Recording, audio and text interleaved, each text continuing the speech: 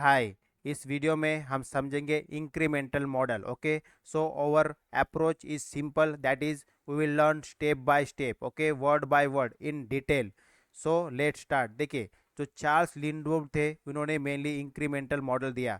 ये जो चार्ल्स लिंडब्लोम थे ये अमेरिकन पॉलिटिकल साइंटिस्ट थे। Is a critics of the traditional rationality model. जो ट्रेडिशनल रैशनैलिटी मॉडल था जो मेनली अल्टरनेटिव चॉइस की बात करता था, इसके ये क्रिटिक्स थे।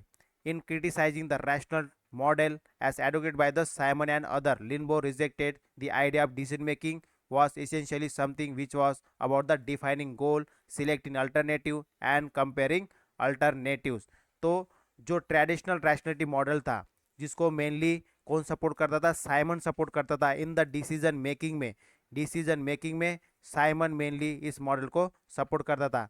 तो ये जो ट्रेडिशनल रैशनैलिटी मॉडल था ये किस चीज़ की बात करता था, ये बात करता था डिफाइनिंग द गोल। गोल क्या होगा, इस पॉलिसी का गोल क्या होगा, ऑब्जेक्टिव क्या होगा, उसको मेन डिफाइन करता था।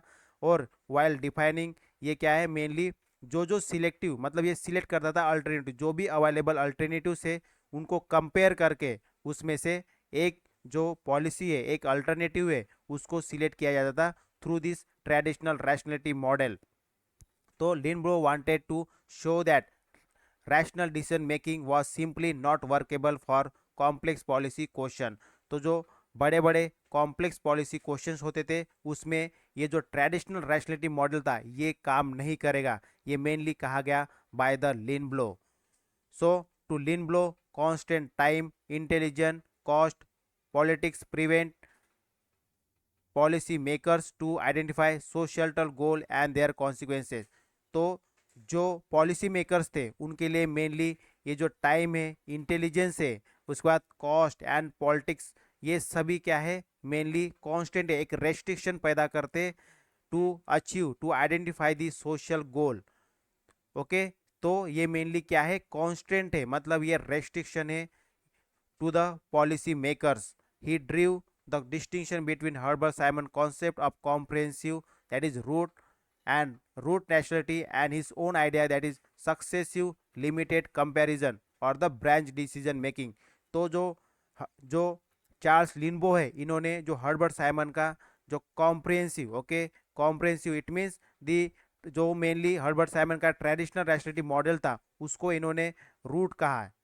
एंड अपना जो मॉडल है इंक्रीमेंटल मॉडल, इसको ब्रांच डिसीजन मेकिंग कहा है। क्यों कहा है इसको रूट और अपने मॉडल को traditional? Because Lindblom call the rational comprehensive method of decision making as a root. Because जो हर्बर्ट साइमन द्वारा, ओके, जिस चीज़ को मेनली सपोर्ट किया जाता था ट्रेडिशनल रैशनैलिटी मॉडल को, उसको रूट कहा गया लिंबो के द्वारा। Because the decision start from the root of the issue और द प्रॉब्लम। जो प्रॉब्लम या जो इश्यू है उसका जो डिसीजन होता है वो स्टार्टिंग होता है। ओके, सो ये मेनली जो रैशनल जो ट्रेडिशनल मॉडल है ये मेनली उस इश्यू के, ओके, इस इश्यू या जो प्रॉब्लम है उसके रूट की बात करता था मेनली। तो इसीलिए रूट से उस प्रॉब्लम को स्टार्ट करता था, मतलब पॉलिसी को स्टार्ट करता था, इसलिए इसको रूट कहा गया है। ओके, एंड इन्होंने अपने खुद के मॉडल को ब्रांच कहा है। क्यों ब्रांच कहा है? Because the incrementalism is the branch he urge, because it is use and build on what is already known without relying on the reanalyze everything about the what is currently being done। तो ये जो है, ये जो branch है इसका mainly incremental model को branch का है बिकॉज ये क्या है, ऑलरेडी जो भी चीजें बनी हुई है उसी के ऊपर उसको उसको उसी के ऊपर आगे वो अपने मॉडल को ले जा रहा था, मतलब धीरे धीरे इंक्रीमेंट करते हुए, नॉट एवरी टाइम स्टार्टिंग से शुरू करना है। ठीक है, किसी भी पॉलिसी को स्टार्टिंग से शुरू करना है, इस टाइप से इनका मॉडल नहीं था। इसीलिए इसमें इसको इन्होंने इंक्रीमेंटल कहा है, क्योंकि इसमें धीरे धीरे कुछ न कुछ ट्राई एंड एरर से क्या होगा, इसमें चेंज होते रहेगा।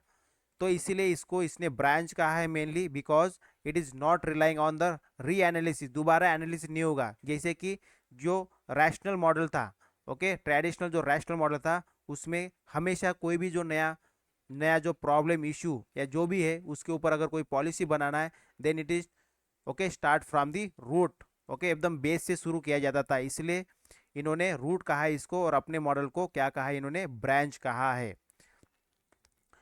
ओके। सो तो अभी हम देखेंगे two model of decision making. तो हम यहाँ पे कंपैरिजन करेंगे दोनों मॉडल का। ओके, हर्बर्ट साइमन द्वारा दिया गया this is rational approach and Charles Lindblom का इंक्रीमेंटल अप्रोच। ओके, जिसको इन्होंने ब्रांच कहा है। The incremental approach branch method of the decision making involve process of continue building out from the current situation step by small degree।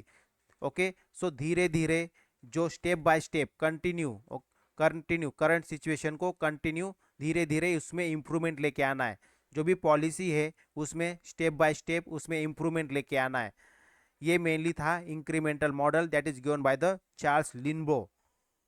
तो अभी हम दोनों model का कंपैरिजन करेंगे, rational approach and incremental approach. Rational approach given by the mainly supported by the Herbert Simon and incremental approach it is supported by the Charles Lindblom. ये जो rational model था ये मेनली बात करता था identification of the societal values और goals is necessary to empirical analysis of alternative policies. तो इसका क्या मतलब होता है कि जो भी अल्टरनेटिव पॉलिसीज अवेलेबल है फॉर द एनी प्रॉब्लम, तो उनको जो है उनको उनके लिए हमें सोसाइटल वैल्यू और गोल्स, मतलब उस पॉलिसी का क्या गोल है, क्या क्या सोसाइटल वैल्यूज है, उसको आइडेंटिफाई करना जरूरी हो जाता है for the empirical analysis. Empirical analysis मतलब होता है फॉर द एक्सपेरिमेंटल एनालिसिस और थ्रू द एक्सपेरिमेंट और द थ्रू एक्सपीरियंस एनालिसिस के लिए अगर हमें अल्टरनेटिव पॉलिसी में से अगर बेस्ट पॉलिसी लेके आना है तो हमें क्या करना पड़ेगा, हमें जो भी गोल्स है या जो भी सोसाइटल वैल्यूज है उसको आइडेंटिफाई करना पड़ेगा। ये मेनली कहा गया by the rational approach that is given by the Herbert Simon. और इसमें क्या बोलते हैं, सिलेक्शन ऑफ द वैल्यूज और goals and empirical analysis of the method action are interlink. Interlink से क्या मतलब हो जाता है इसमें कि जो भी वैल्यूज है, गोल्स है या इंपेरिकल एनालिसिस है, ये सभी साइड बाय साइड चलेंगे क्योंकि ये क्या है स्टेप बाय स्टेप चलता है। मतलब कि अगर जैसे मान लीजिए कोई पॉलिसी है, उस पॉलिसी में कोई दिक्कत है तो फिर उस दिक्कत के लिए हम फिर सुधार लेके आएंगे। फिर अगर कोई ग्रुप बोलता है कि नहीं इसमें ये चेंज लेके आना है इस पॉलिसी में, तो वो चेंज लेके आएगा। सेम इस तरह से स्टेप बाय स्टेप उसमें क्या होता है, जो भी मतलब गोल्स है पॉलिसी का, जो भी वैल्यूज है वो और जो भी एनालिसिस ये सब साइड बाय साइड चलते रहेंगे। लेकिन इसमें क्या बोलता है कि हमें सबसे पहले एनालाइज करना है। तो एनालाइज करने के लिए हमें क्या चाहिए, गोल्स चाहिए, मतलब क्या उस पॉलिसी के गोल्स है और उसके बाद उसके क्या क्या इम्पैक्ट पड़ेंगे, सोसाइटी क्या चाहती है, तो ये सबसे पहले आइडेंटिफाई करना पड़ेगा, ये बोलता है ये। एंड ये बोलता है कि नहीं ये सभी साइड बाय साइड चलते रहेंगे, जैसे पॉलिसी लेके आएंगे उसके बाद उसमें क्या इंप्रूवमेंट लेके आना है, that will go side by side. तो ये इंक्रीमेंटल मॉडल कहता है। देन द रैशनल मॉडल क्या बोलता है कि policy making is a approach through mean and analysis. मतलब ये कि जो गोल है पॉलिसी का उसके एंड को एनालाइज करना है हमें और उस हिसाब से फिर पॉलिसी बनाना है। लेकिन जो इंक्रीमेंटल अप्रोच है ये बोलता है कि mean analysis is often inappropriate. Mean and approach को ये महत्व नहीं देता है, इंपॉर्टेंस नहीं देता है ये। Okay, it not give okay it it not give importance. Okay, importance importance to the जो मेन एंड है, एंड जो है इसका ऑब्जेक्टिव है पॉलिसी का मेन, उसके तरफ ज्यादा ये ध्यान नहीं देता है, but it give okay rational approach देता है। The test of the good policy is that it is a mean to an agreed end. तो रैशनल अप्रोच बोलता है जो पॉलिसी का ऑब्जेक्टिव है उसको अचीव करना okay is the good policy बोलता है। लेकिन इसमें इंक्रीमेंटल अप्रोच क्या बोलता है, the test of the good policy is that various analyst find themselves directly agreed on the policy. Okay, मतलब ये हो गया इसका कि वाइल पॉलिसी मेकिंग जो अलग अलग एनालिस किए जाएंगे और उसको उस पॉलिसी के अंदर चेंज करते जाएंगे उस एनालिसिस के हिसाब से, मतलब सिचुएशन के हिसाब से जो भी चेंज करते जाएंगे और लास्ट में जो भी पॉलिसी बनेगी okay, that will be the good policy. But rational approach क्या बोलता है, नहीं, हमें हमें जो पहले से डिसाइड किया हुआ जो गोल है पॉलिसी का, उसको अचीव करना ही रैशनल पॉलिसी कहलाता है, मतलब वही मेनली गुड पॉलिसी होती है, ये बोलता है रैशनल अप्रोच। और ये सिचुएशन के हिसाब से पॉलिसी में चेंज करते हुए एट लास्ट जो भी ऑब्जेक्टिव बनेगा उस पॉलिसी का, जो भी कंटेंट बनेगा, that will be the good policy, that is mainly accepted by the incremental approach. Then fourth one is the analysis is comprehensive, involve every relevant factors। Okay, तो इसमें क्या है, जो रैशनल अप्रोच है ये बोलता है कि पॉलिसी को हमें हमें प्रॉपरली एनालाइज करना है, then we will implement. So comprehensive analyse करना है, जिसमें सभी फैक्टर्स को इन्वॉल्व करते हुए जो भी रिलेवेंट है इस फैक्टर्स, मतलब कोई अगर पॉलिसी मान लीजिए किसी किसी पर्टिकुलर, जैसे हेल्थ के ऊपर अगर कोई पॉलिसी आई है, तो उससे रिलेटेड जो भी चीज़ें उसको एनालाइज करना, कॉम्प्रिहेंसिव डिटेल में उसको एनालाइज करते हुए उस पॉलिसी को हमें बनाना है। लेकिन यहाँ पे बोलता है नहीं, हमें लिमिटेड एनालिसिस करना है।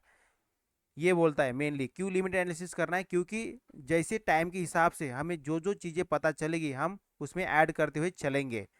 इसमें बोलता है नहीं, पहले ही हमें हर चीज़ एनालाइज करते हुए उस पॉलिसी को हमें बनाना है। So this is mainly supported by the rational approach. Then at last जो रैशनल अप्रोच है ये मेनली थ्योरी के बेस पे ज़्यादा, मतलब थ्योरी ज़्यादा हेवी है इसमें, किसमें, रैशनल अप्रोच में। But in incremental approach the successive limited comparison reduce dependency on the theory. तो ये मेनली प्रैक्टिकल चीज़ों की तरफ ज़्यादा ध्यान दे रहा है, क्योंकि ये क्या है, जैसे जैसे कोई पॉलिसी आ गई उसमें कोई चीज़ की कमी है, तो डेफिनेटली जो भी प्रेशर ग्रुप होगा या जो भी इंटरेस्ट ग्रुप होगा वो अपने अपने क्या करेंगे, आइडियाज़ देंगे, कि अपने डिसीजन देंगे, अपने रिकमेंडेशन देंगे, तो उस हिसाब से फिर पॉलिसी बनते जाएगी। So this is totally a practical approach and this is a theoretical approach. So at last to, ये जो हमने मेनली जो दो मॉडल देखा डिसीजन मेकिंग में, ये भी डिसीजन के लिए लिया जा रहा है, ये भी डिसीजन के लिए लिया जा रहा है, तो दोनों में किस तरह से डिफरेंसेस है मेनली हमने ये जाना, ठीक है इसमें। Then in contrast the root approach as favored by the policy analyst was to start from the fundamental anew each time। जो रूट अप्रोच है, जो रैशनल अप्रोच है, जो मेनली सपोर्ट करते हैं बाय द हर्बर्ट साइमन, उनके इसमें क्या है, जो भी पॉलिसी होगी, एनालिस्ट होगी, जो भी पॉलिसी को एनालाइज करना है, जो भी अगर नई पॉलिसी लेके आए उसको एनालाइज करना है, तो उसको क्या है, स्टार्टिंग से करना पड़ता है, फंडामेंटल न्यू टाइम, मतलब हर बार हमें उसमें नए से उसको एनालाइज करना है। Building at the past only the experience embodies the theory always prepare to start from the ground up. तो इसको जो भी पॉलिसी लेके आते हैं उसको स्टार्टिंग से उसको एनालाइज करना है, ये बोलता है mainly rational approach. But according to Lindblom, the method of successive limited comparison to both more relevant or the more realistic is a situation of bounded rationality। Bounded rational का मतलब होता है लॉजिकल बेस्ड थिंकिंग। मतलब ये हो गया इसका कि ये तो हो गया रैशनल अप्रोच। अभी हम बात करेंगे जो लिंडब्लो ने दिया है मेनली इंक्रीमेंटल अप्रोच, उसमें क्या है कि सक्सेसिव लिमिटेड कंपैरिजन, मतलब ये कि कोई पॉलिसी आई है, अभी उसको सक्सेसिवली धीरे धीरे आगे बढ़ते हुए जो जो चीज़ें चाहिए होगी उस पॉलिसी के अंदर, उसमें हमें क्या है, हाँ उसमें हमें कंपेयर करते हुए उसमें उसमें ऐड करते हुए जाना है। तो ये क्या है, ये मोर मोर रिलेवेंट है एंड मोर रियलिस्टिक है मेनली, जो भी सिचुएशन होगी, तो ये मेनली लॉजिकल बेस पे काम करता है, ठीक है, इस अकॉर्डिंग टू द लिंडब्लो, जो इंक्रीमेंटल अप्रोच जो इन्होंने दिया है फॉर द डिसीजन मेकिंग के लिए। To Simon problem Lindblom answer is that we do not need to search out new technique, we need to be more appreciative of the benefit of the non comprehensive analyst. तो मतलब कि लिंडब्लो क्या बोलते हैं mainly root approach को, जो root मतलब जो रैशनल अप्रोच है उसको क्या बोलते हैं लिंडब्लो, कि हमें हर बार नया चीज़ लाने की ज़रूरत नहीं है, हर बार नई टेक्निक लाने की ज़रूरत नहीं है फॉर द पॉलिसी। जो पॉलिसी है उसी में हमें धीरे धीरे चेंज करना है एज पर द सिचुएशन के हिसाब से, as per the demand of the people, as per the demand of the pressure group, as per the demand of the interest group. और जो भी पॉलिटिकल इंस्टीट्यूशन होंगे, जो भी जैसे भी सिचुएशन के हिसाब से जो उसमें चेंज लाना पड़ेगा, जो मॉडिफाई करना पड़ेगा, वो हम करते हुए जाएंगे। Okay, so this is mainly the lean blow. Okay, lean blow thinking about the means through given by the lean blow on his incremental approach. Lean blow called the rational comprehensive method of decision making as a root method because decision start from the root. जो हमने अभी देखा इसको कि root क्यों कहा गया है उसको, क्योंकि ये क्या है, रूट से बेस से स्टार्ट करता है। जो भी प्रॉब्लम या जो भी इश्यूज है उसके ऊपर जो भी पॉलिसी बनाना है वो पॉलिसी हमेशा रूट से शुरू करते हैं वो। एंड इंक्रीमेंटल अप्रोच क्या बोलता है कि नहीं, हमें जो भी चीज़ें है ऑलरेडी अवेलेबल है उसी में हमें क्या करना है, मॉडिफिकेशन करना है, उसको री एनालाइज करना है और एज पर द नीड हमें उसकी में फिर वो पॉलिसी बनाना है। इसीलिए इसको ब्रांच कहा है, इसको क्या कहा है, री एनालाइज कहा गया है। तो ये था रूट और ये ब्रांच। ओके, रूट कहा गया रैशनल अप्रोच के लिए और इंक्रीमेंटल अप्रोच के लिए ब्रांच कहा गया है। In this way, the incremental method allow the decision maker to take a fair number of shortcuts. It eliminate the need to explicitly separate means from end. Okay, तो जो जैसे कोई policy है उसका कोई एंड हुआ है, अभी हमें नया पॉलिसी सेम सिचुएशन के लिए लेके आना है, तो हमें फिर नया स्टार्टिंग से नहीं करना है। हमें जो एंड है उसी से आगे हमें बढ़ना है। तो ये क्या बोलता है कि method allow the decision maker to take fair number of shortcuts. तो ये मतलब जितने जितने शॉर्टकट्स है उतना ले सकता है, किसके थ्रू, इंक्रीमेंटल मेथड के थ्रू। मतलब ये हो गया कि कोई अगर पॉलिसी है, ये पॉलिसी किसी प्रॉब्लम को सॉल्व करने के लिए बनी है, अभी सेम प्रॉब्लम फिर से आया है, तो हमें अभी दोबारा उसको नहीं करना है, मतलब दोबारा उसको एनालाइज करते हुए नहीं पॉलिसी बनाना है। हमें जो ऑलरेडी सेम प्रॉब्लम के लिए जो पॉलिसी बनी हुई है उसी में हमें अभी through shortcut, this is already shortcut because हम ऑलरेडी जो बनी है उसी में से हम अभी आगे जो भी जरूरत पड़ेगी उसको मॉडिफाई करते हुए नई पॉलिसी बनाएंगे। तो ये बोलता है it eliminate the need to explicitly separate means from the end to pick up the analytical best policy and to rely heavily on the theoretical that decision maker may have the neither the time nor the inclination to use. Okay, तो इस तरीके से mainly ये कौन बोल रहा है, incremental policy बोल रही है। अभी हम देखेंगे फीचर्स। अभी हमने डिस्टिंग्विश किया मेनली जो रैशनल अप्रोच था, okay, mainly supported by the Herbert Simon, और जो इंक्रीमेंटल अप्रोच था चार्ल्स लिनब्लो का। ये दोनों ने डिसीजन किस तरह से लेना है, किसी भी पॉलिसी के लिए डिसीजन किस तरह से लेना है, ये मेनली इन दोनों ने कहा है। तो ये हमने डिस्टिंग्विश किया है दोनों ने किस तरीके से अपने जो थॉट है, अपने जो भी अपना जो विचार है वो किस तरह से मांडा है, ये हमने देखा है। अभी हम देखेंगे features of the incremental model. Incremental model के क्या क्या फीचर्स है। The following features characterize the decision making in terms of the modelling through. मतलब ये बोल रहा है कि जो मतलब हमें हमें देखिए मेनली क्या है, डिसीजन मेकिंग में हमें उसको मॉडिफाई करते हुए चलना है, मैनेज करते हुए चलना है। ये मेन फीचर्स है इस इंक्रीमेंटल मॉडल का। जो चीज़ अवेलेबल है हमारे पास अभी उसी में हमें इंक्रीमेंट करते हुए चलना है, मॉडिफाई करते हुए चलना है। तो this is modelling through, okay, mainly, and this is modelling through is the main features of the incremental model. तो अभी हम देखेंगे वन बाय वन, हम इसके फीचर्स देखेंगे, मेन फीचर्स क्या क्या है। देखिए first features number 1, it proceed through the successive of incremental change. Okay, successive increment change कर रहा है, ठीक है, often to the existing policy. जो एग्जिस्टिंग पॉलिसी है उसमें धीरे धीरे चेंज करते हुए चलना है हमें। This is the first features of the incremental model. Okay, so because of the uncertainty about the consequence of the new और द डिफरेंट पॉलिसी। अगर हम नई पॉलिसी लेके आते सेम इश्यू के लिए तो पता नहीं उसमें फिर दोबारा लेके आएंगे तो दैट विल सक्सेस और नॉट। तो ये क्या है, अनसर्टिनिटी है, हमें पता नहीं है। तो इसीलिए हमें जो है ऑलरेडी अवेलेबल उसी को हमें यूज करना है और उसी में मॉडिफिकेशन करना है। ओके, इंक्रीमेंट करना है, चेंज करना है हमें धीरे धीरे, सक्सेसिव। So this is the first feature and first feature of the incremental model. Then second क्या बोलता है, involve mutual adjustment and negotiation. The test of the good decision is agreed rather than the good achievement. मतलब ये बोल रहा है इसमें कि हमें म्यूचुअल एडजस्टमेंट करना है। कोई पॉलिसी है, अब कोई ग्रुप बोलता है कि नहीं इसमें ये चेंज करना है, तो हमें उस हिसाब से उसको मॉडिफाई करना है। फिर अगेन अगर कोई ग्रुप बोलता है कि नहीं इसमें इस हिसाब से चेंज करना चाहिए, फिर again we have to modify it. तो क्या हो गया बोलता है इसमें क्या है, a good decision is agreed rather than the good achievement. तो जो पॉलिसी का जो मेन ऑब्जेक्टिव है उसको ध्यान में रखते हुए क्या मतलब जो अलग अलग टाइप के जो हमें पास डिसीजन आ रहे हैं उस हिसाब से उसको एग्री करते हुए हमें पॉलिसी बनाना है।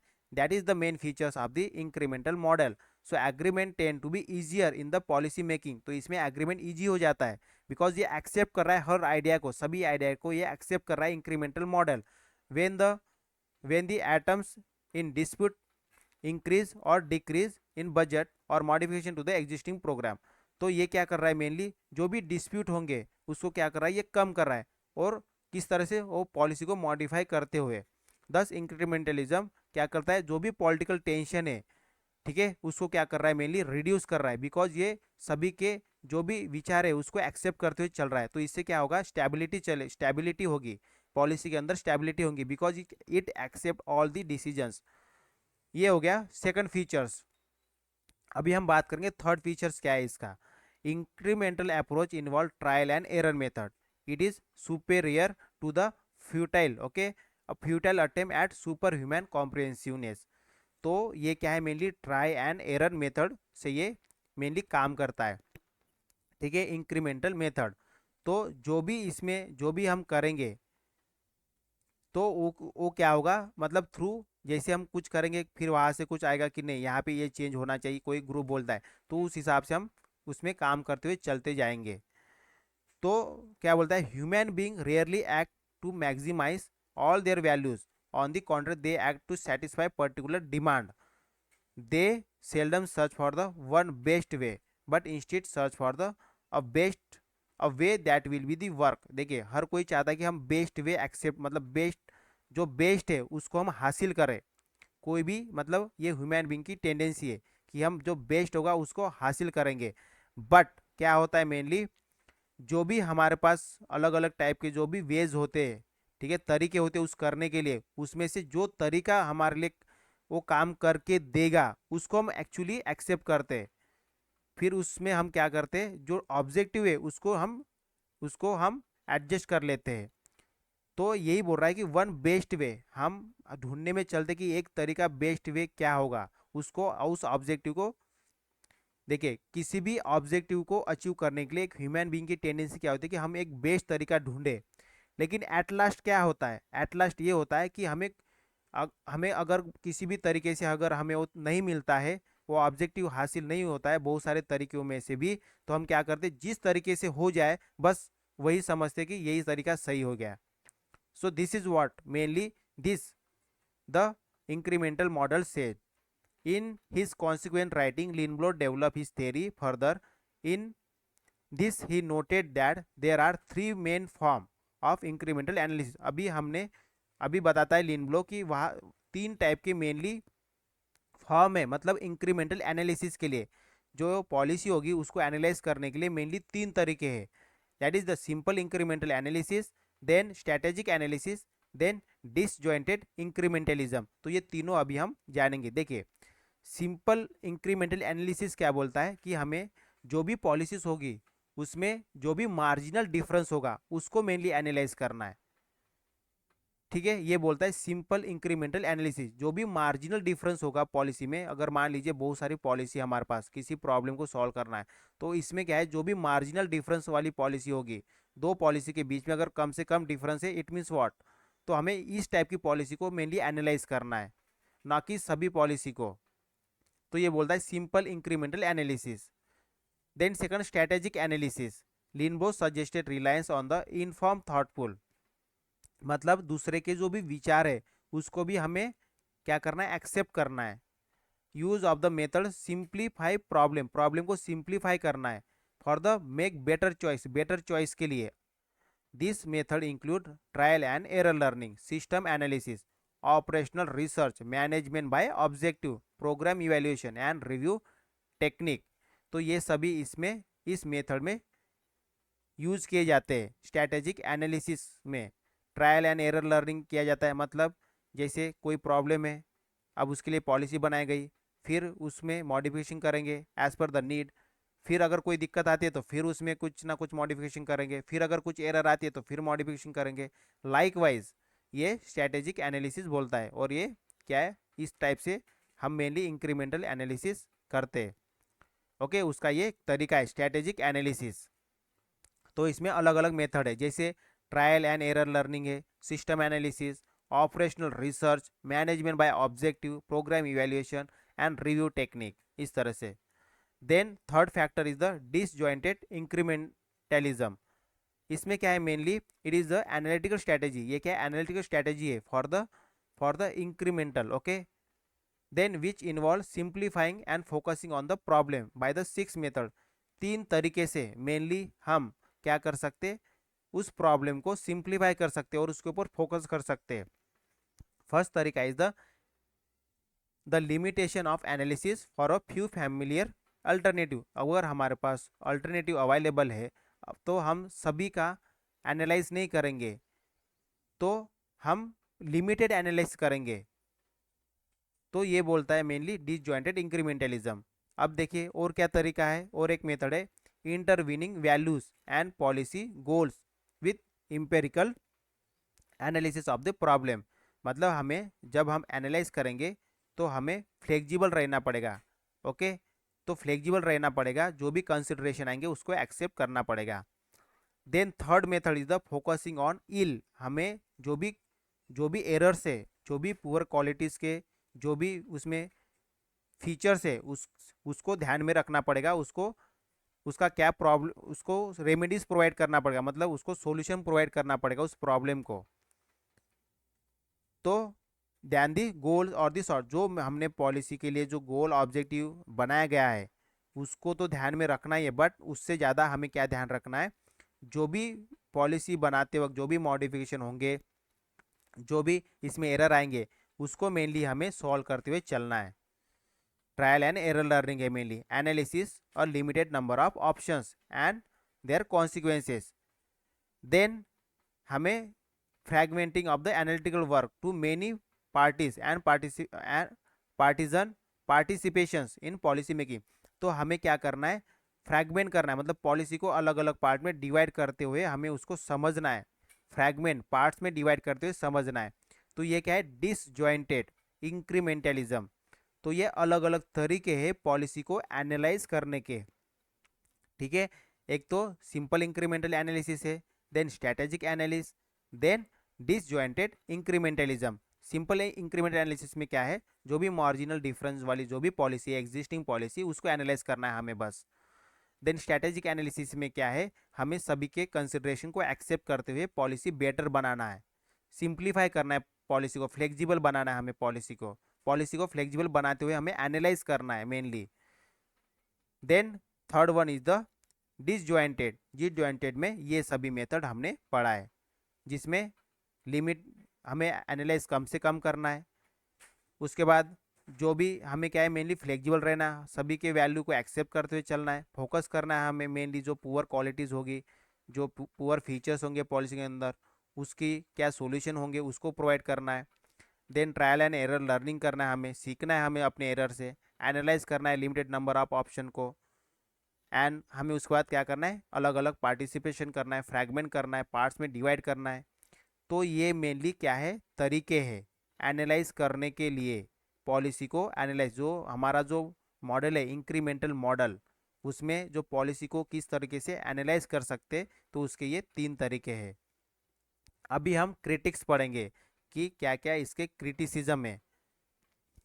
Since 1959, when Linblow advocated incremental decision making, there had been shift in his argument, मतलब कि उनके खुद के ही आर्गूमेंट में हमें क्या मिलता है, इसमें क्रिटिक्स मिलता है। मेनली इन्होंने जो ये जो बताया इंक्रीमेंटल मॉडल, तो इन्होंने खुद ही के आर्गूमेंट से इन्होंने इसमें क्रिटिसिज्म पैदा किया है। जैसे he began as a pluralist, okay, but 2 decades later he attack the idea of pluralism, often a radical critics of the business, and believe that there is a need for drastic radical change in the whole range of policy area, and that the whole world is there need the more simple incremental change। तो देखो इन्होंने एक तो policy दिया था incremental model का, अब इन्होंने क्या कहा कि अभी पॉलिसी एरिया के अंदर बहुत ज़्यादा ड्रास्टिक चेंज की ज़रूरत है, ये इन्होंने कहा। और इन्होंने जैसे ये पहले प्लूरलिस्ट की तरफ, मतलब दो पावर को मेनली ये क्या है उसको सपोर्ट करते थे, अभी ये उसको सपोर्ट नहीं करते, ही अटैक द आइडिया प्लूरलिज्म।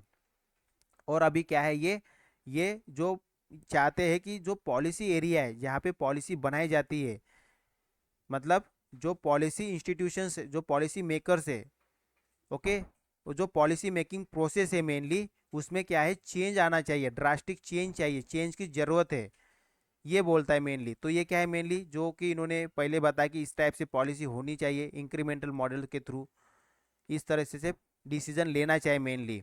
तो अभी ये बोलते कि नहीं अभी चेंज होना चाहिए, तो इट मीन्स व्हाट, वो खुद के ही जो पहले जो उन्होंने इंक्रीमेंटल मॉडल दिया था अभी उसी में वो बोलते कि नहीं अभी चेंज होना चाहिए। Such statement contradict his earlier idea of impossibility of drastic change. Okay, so Lindblom also turned out to critics of the incrementalism in a political idea. तो अपनी जो पॉलिटिकल आइडियोलॉजी है उसी से अभी ये अपना जो इंक्रीमेंटलिज्म है उसी में खुद को ही इसमें मतलब इसका खुद ही क्रिटिक्स कर रहे हो। He has also discarded many of his earlier idea, और जो उसने उन्होंने जो खुद के आइडिया दिए थे for the policy making process में, अभी वो खुद ही के आइडिया को डिस्कार्ड करते हो। Then both Y Dror and A Etzioni, इन्होंने क्या कहा, are not convicted the incremental model, ये इंक्रीमेंटल मॉडल को सपोर्ट नहीं करते। Is either realistic or satisfactory normative account for the decision, ये क्या बोलते हैं दोनों कि ये मतलब रियलिस्टिक नहीं है और स्टैटिस्फैक्ट्री नॉर्म्स में नहीं है ये। This model is profoundly conservative and suitable for the situation where, और ये क्या बोलते हैं, ये जो इंक्रीमेंटल मॉडल दिया गया है बाय द लिनब्लो, ये क्या है मेनली वे ये जो मॉडल है कहाँ पे अप्लाई हो सकता है, किस टाइप की सिचुएशन में, where policy is deem to be working और the satisfactory, where problem are quite stable, जहाँ पे प्रॉब्लम जो है बहुत स्टेबल है, प्रॉब्लम नहीं है मेनली, वेयर रिसोर्सेज बहुत ज़्यादा अवेलेबल है, उस टाइप की सिचुएशन में मेनली ये जो मॉडल है ये चल सकता है। ओके, इसको एक्सेप्ट किया जा सकता है उस टाइप की सिचुएशन में जहाँ पे कोई प्रॉब्लम नहीं है, जहाँ पे रिसोर्सेज बहुत ज़्यादा अवेलेबल है। तो ये ये क्या है, ऐसा हो ही नहीं सकता है, तो इसीलिए इसको ये रियलिस्टिक नहीं बोलते, इस मॉडल को रियल सिचुएशन में ये मॉडल नहीं चल सकता है। कौन सा, ये इंक्रीमेंटल मॉडल, तो ये बोलते वाई ड्रोर और A Etzioni. Taken as a whole the central concern of Lindblom work has been to explore the constraints that shape decision making in the modern policy process. At best, his critics of the Simon rationality model on on one should appreciate Lindblom concern that policy making process can be improved. तो देखिए हमने critics तो देखा है इस model का, लेकिन हमें जो जो लिनब्लो है उनको अप्रिशिएट करना चाहिए कि उन्होंने कहा कि पॉलिसी मेकिंग प्रोसेस में इम्प्रूवमेंट की ज़रूरत है, और उन्होंने खुद के मॉडल को क्रिटिस करते हुए ये बताया मेनली। तो we have to find the best effective way for policy, तो इसीलिए हमें पॉलिसी मेकिंग में एक बेस्ट तरीका ढूंढने चाहिए। ओके, और उसकी स्टडी करना चाहिए। तो ये था mainly incremental model, and this model is given by the Charles Lindblom. तो इस तरीके से हमने इस मॉडल के अंदर सबसे पहले इंक्रीमेंटल मॉडल क्या होता है, और सबसे पहले हमने ये भी जाना कि चार्ल्स लिनब्लो जो ट्रेडिशनल रैशनैलिटी मॉडल था, जो कि मेनली सपोर्ट किया जा रहा था bye the Herbert Simon in the decision making में, तो उन्होंने क्यों उसका क्रिटिक्स किया, उस मॉडल को क्यों उन्होंने मतलब कहा कि ये डिसीजन मेकिंग में सूटेबल नहीं है, ये हमने पढ़ा। उसके बाद हमने दोनों मॉडल को, इंक्रीमेंटल मॉडल और rational approach, okay rational approach model, तो दोनों को हमने कंपेयर किया। देन हमने फीचर जाना इंक्रीमेंटल मॉडल के क्या क्या फीचर्स है। एट लास्ट हमने जो थ्रू इंक्रीमेंटल मॉडल किस तरह से पॉलिसी को एनालाइज करते हैं, what are the main forms, okay, that is use in the incremental model to analyse, तो हमने ये तीनों जाना।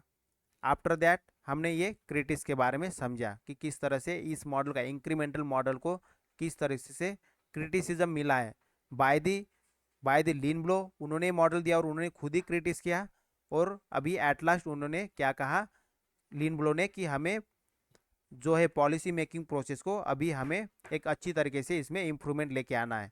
तो इस तरीके से हमने पूरी तरीके से इस इंक्रीमेंटल मॉडल को समझा है। ओके, सो नेक्स्ट वीडियो में हम कवर करेंगे elite model of policy process. So that's all for this video. Thank you. Bye bye.